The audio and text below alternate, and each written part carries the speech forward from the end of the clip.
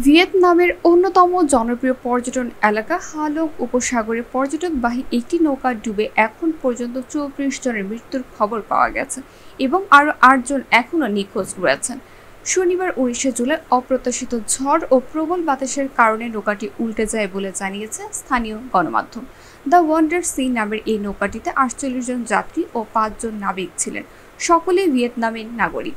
BN express পত্রিকার বরাতে জানা গেছে, উদ্ধারকারী দল এখন পর্যন্ত 11 জনকে জীবিত উদ্ধার করতে পেরেছে এবং 27টি মরদেহ উদ্ধার করেছে, যার মধ্যে 8 জন শিশু। উল্লেখযোগ্যভাবে উদ্ধার হওয়া এক 14 বছর বয়সী কিশোর 4 ঘন্টা ধরে নৌকা উল্টে যাওয়া খোলের নিচে আটকে ছিল। পরে তাকে জীবিত উদ্ধার করা হয়। এদিকে আবহাওয়া অধিদপ্তর সতর্ক করে বলেছে, হালং উপসাগরীয় উপকূলীয় এলাকাগুলো এ ঝড়ের কারণে ব্যাপকভাবে ক্ষতিগ্রস্ত হতে পারে। এতে উদ্ধার ও অনুসন্ধান কার্যক্রম আরও জটিল হয়ে উঠতে পারে।